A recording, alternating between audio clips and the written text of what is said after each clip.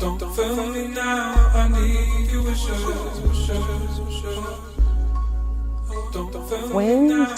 do you remember, when did this come about as far as the taking accountabilities and becoming aware, like when did this happen?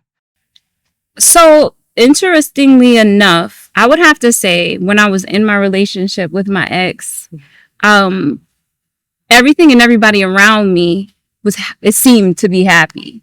And I was supposed to be the one on paper that was engaged to be married with this man for 10 years. We've been through so much. We had fly pictures, cars, jewelry, bags, furs, whatever. And I was so unhappy. I had moved to LA at that point, honestly, to get away. You know, him and I had taken a break before he proposed to me. And that was my point for me to start my life anew. And with him coming along and the engagement and all of that stuff, I began to really become depressed. And that was when I started to realize that something wasn't right. Like, something wasn't right. I have all of these things that people say that you're supposed to have by this age and by this point in time, but I feel like I'm disassociated with my life. Yeah. I have all these ideas and things I want to act on and work on, but I can't. I feel stuck. I feel stagnated. I feel weighed down, but I'm supposed to be happy and free. So I felt like there was so much more to life. I felt like there was so much more out there for me, more than just being somebody's wife, more than being just someone's sister. Like, there's so much more. So for me, this was a point where I felt extremely disconnected from God and disconnected from myself. I knew that the relationship didn't feel good. I wasn't nourished. I didn't feel satisfied. I didn't feel like this was something that I deserved. It didn't feel good, but I didn't listen to my intuition. I didn't listen to how I felt. I overplaced value in what people around me and society and tradition and all these things, and you guys look good on paper, cry in a Lambo. And you should exactly you should cry in the Lambo, all these things. And I feel like that's the case with a lot of people. A lot of people today are not happy. Absolutely. And are living to make others happy, and are living their lives to try to satisfy what others want for them, or the perception, society, tradition, and it weighs a lot on people. Yeah. And so I recognize anytime that you're not listening to your intuition, you're disconnected from God.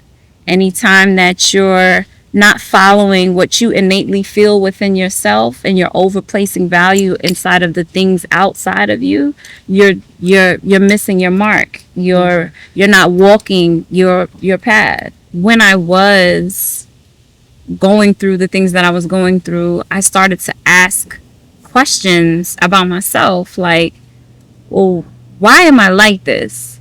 Why, if I want to do something, or I want to act on something, or I have an idea, it takes me a second to act on it. I'm procrastinating with certain things that I want. Like, why am I like this?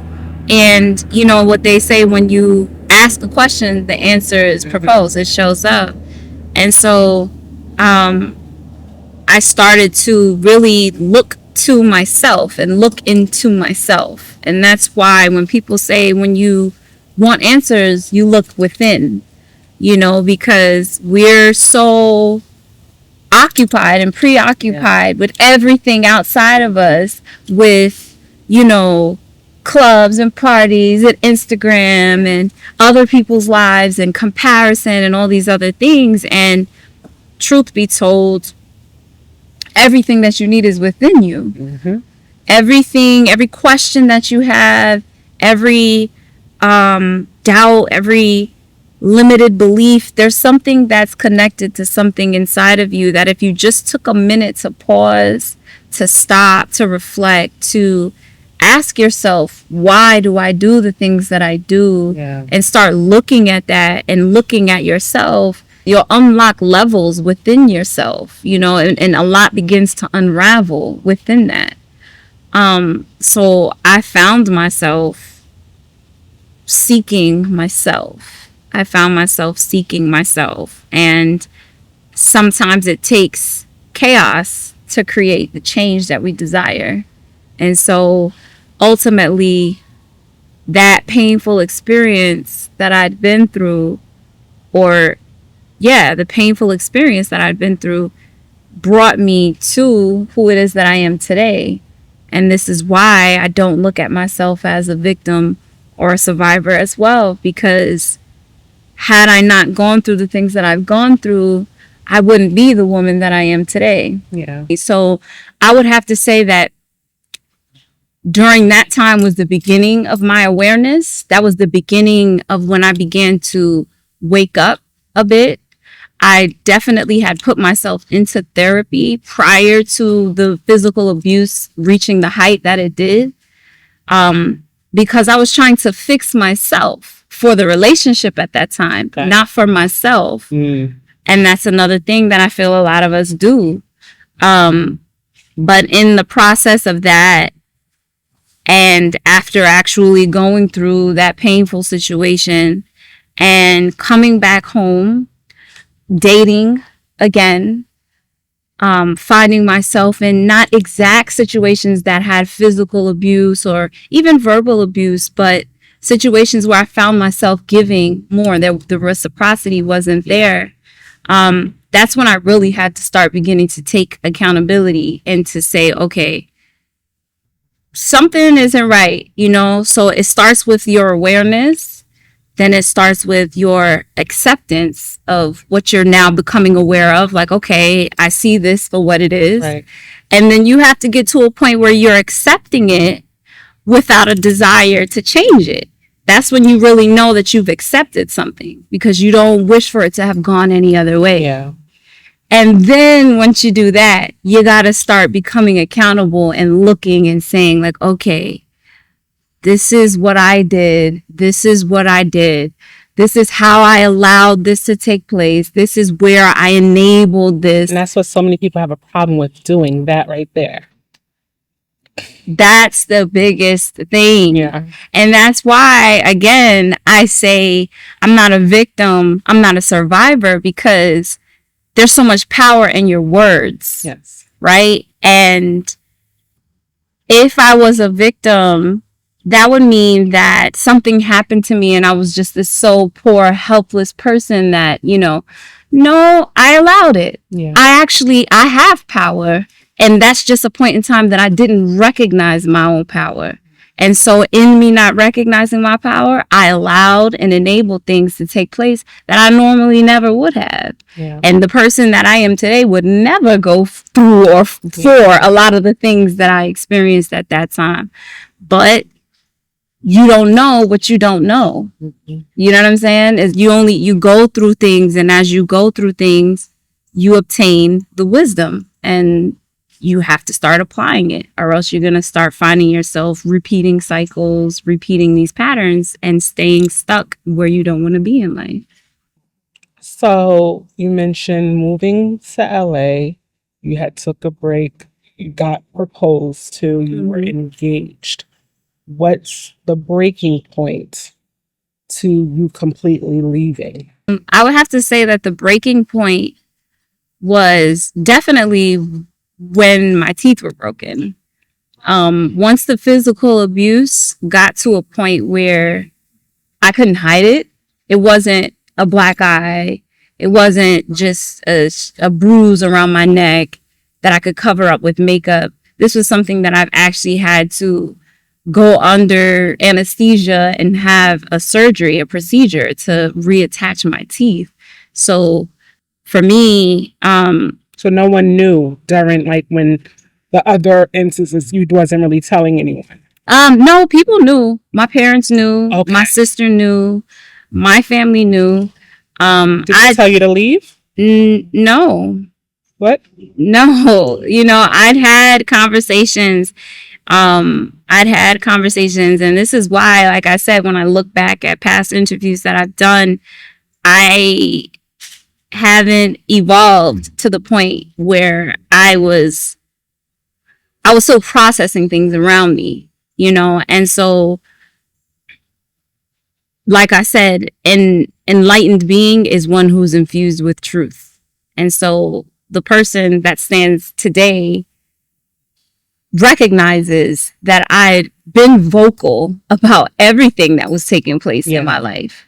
My family, we're so tight that there's it's impossible for us to not know what's going on. And especially at that point, while I was in LA, my family was staying with me. They were living with me. So, and then they were working. And so they came and they would stay with me. And the night that actually happened, or the morning that actually happened, they were there. So that just goes to show you how comfortable that he was, because it had been an ongoing thing.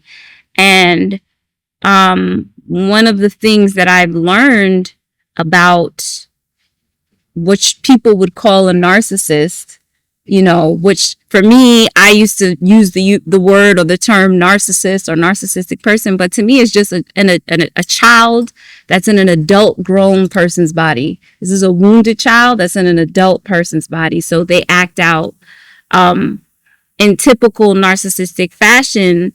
He had began to kind of turn my family's perception even on me, during those times. So my family would begin to question me, because we would get into fights and they'd be like, are you sure that you're not, doing something to him? Making him do it. Yeah. And, I'm a hothead, but I wasn't doing that, but I realized that a lot of that was intentionally done on his behalf in trying to, what you would call divide and conquer. I also know that my family hasn't always been to me what I've been to them. And that's a big part of my growth, my process is understanding that you're going to get lessons and you're going to learn and be pushed to know yourself through experiences, and they're not just going to come from outside forces, external forces. They're actually going to come from the forces closest to you. Yes. Because the forces closest to you know your vulnerabilities. Mm-hmm. They know all of these things. So you're going to learn most from the people around you. Yeah. And so it took me some time to realize that I had been a backbone and support for my sister, for my mother, for my father, and I didn't necessarily have that in return. I didn't have it in the ways of which I did it. Yeah. And it's completely okay.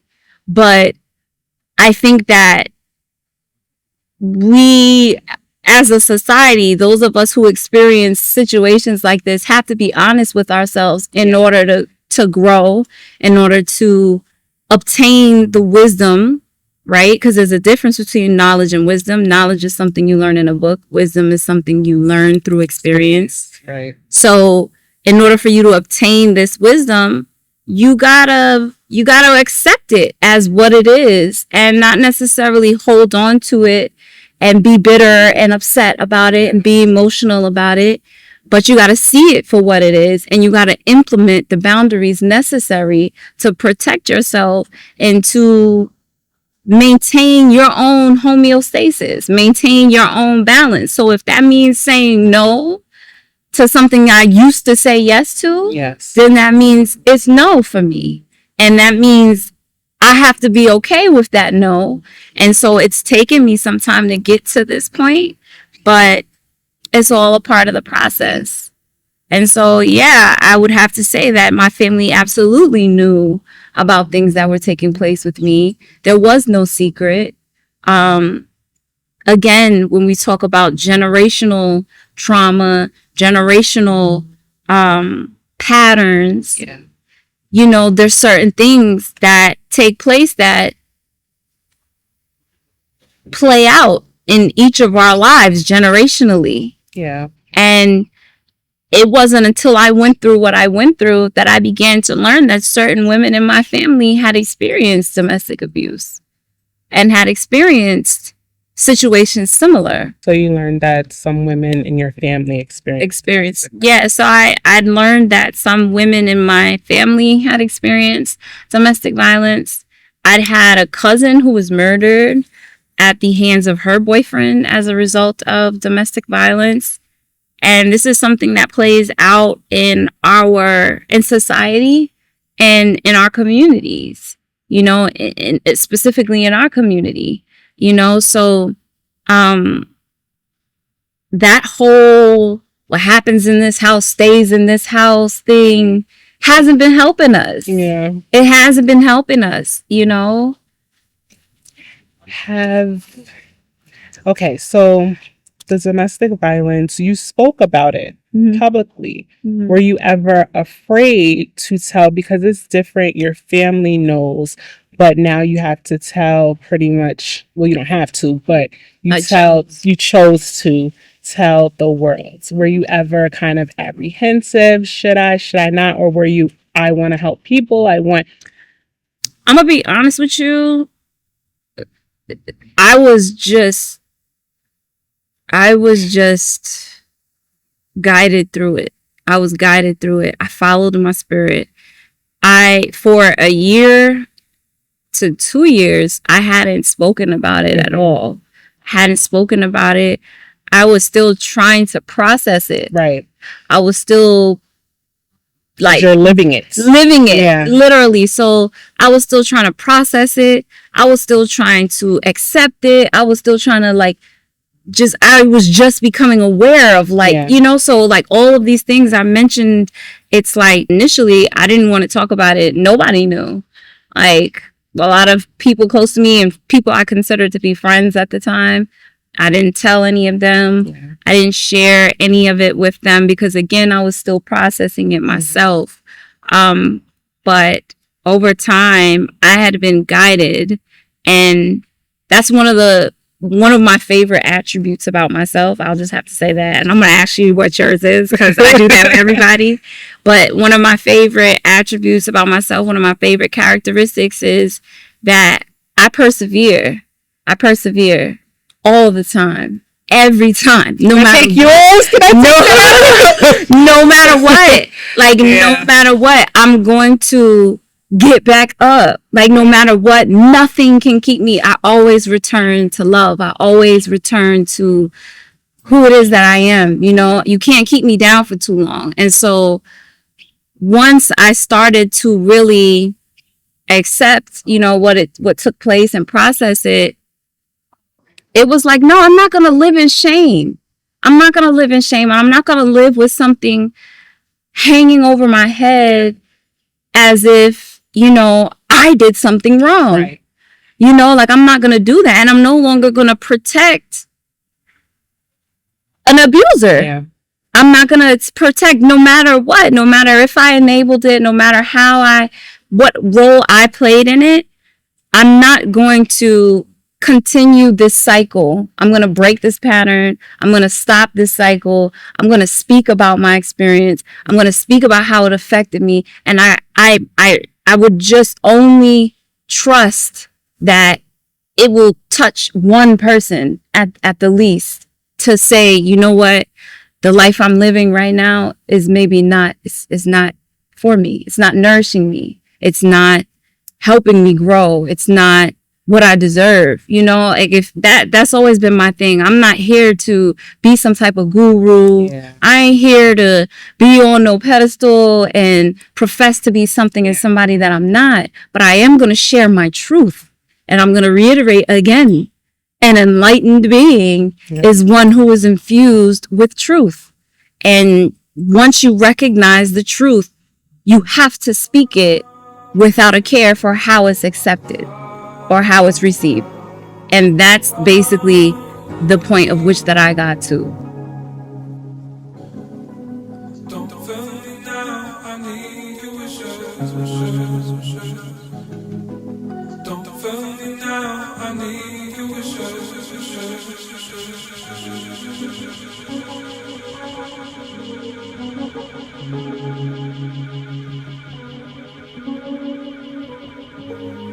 If there's a monster inside of here, well, I'm gonna keep it clear. I wish you would take all these things and go. There's no more we need to know.